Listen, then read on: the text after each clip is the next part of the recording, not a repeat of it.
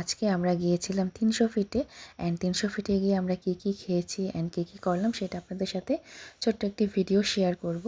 So প্রথমেই হচ্ছে আমরা অনেকগুলো দোকান ঘুরেছি অ্যান্ড যেহেতু আমাদের যেতে যেতে প্রায় ১২টা বেজেছে, সো অনেক দোকানেই আসলে গরুর মাংস মুরগির মাংস ছিল না, শুধুমাত্র হাঁসের মাংস ছিল।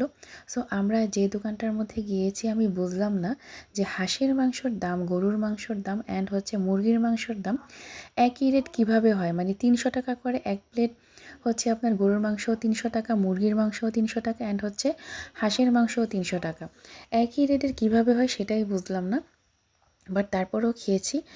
সবাই মিলে যেহেতু খেয়েছি তাই ভালোই লেগেছে। অ্যান্ড গেস করেন তো এটা আসলে কোন মসজিদ অ্যান্ড এই মসজিদটার নাম কি? অবশ্যই কিন্তু কমেন্ট করে জানাবেন যে এই মসজিদের আসলে নাম কি।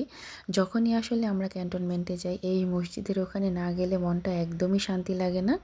এই মসজিদের সামনে গিয়ে ঘুরতে এত পরিমাণ ভালো লাগে, স্পেশালি হচ্ছে রাতের বেলা খুবই ভালো লাগে এই মসজিদের সামনে যেতে।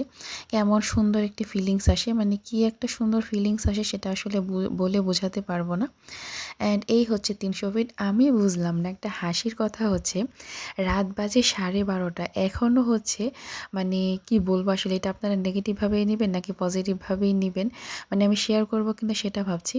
মানে রাস্তাঘাটের যে ফকির তারা রাত 12:30 বাজেও তারা রাস্তার মধ্যে ভিক্ষা করছে। মানে ইয়াং মানুষরা মানে অ্যাটলিস্ট এই টাইমে তো ঘুমানোর কথা তাদের আসলে, বাট কেন যে ভিক্ষা করছে আমি বুঝলাম না। তো যখন ভিক্ষা চাইতে আসলো তো আমি বললাম যে আমি টাকা দিয়ে দিলাম অ্যান্ড বললাম যে আসলে এখন তো ঘুমানোর সময়, আপনি গিয়ে ঘুমান। তো রাত 12টা বাজেও মানে ভিক্ষা করতে আসছে, মানে সেই জিনিসটা আসলে বুঝলাম না। আমি মনে করি যাদের হাত আছে পা আছে তারা অবশ্যই কাজ করে খান, কেনই বা আপনারা ভিক্ষা করবেন? আমি যেটা বলি, কারণ ভিক্ষা করলে আসলে এটা আসলে কোনো, যারা একদমই অসহায়, হাত নেই পা নেই, যারা বুড়ো হয়ে গিয়েছে আমি মনে করি তারা ভিক্ষা করুক।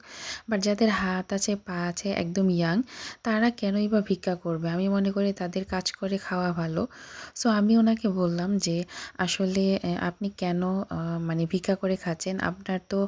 আপনি তো সুস্থ মানুষ দেখতে মনে হয়, বাট আপনি কাজ করেও তো খেতে পারেন। তো সে বলছে যে আমার বাচ্চা আছে, বাচ্চা নিয়ে আসলে কাজ করা পসিবল না, তাই আসলে ভিক্ষা করছি। বাট আমি যতটুকু জানি বাচ্চা নিয়েও কিন্তু কাজ করা যায়। এটা আসলে ইচ্ছাশক্তির উপর ডিপেন্ড করে।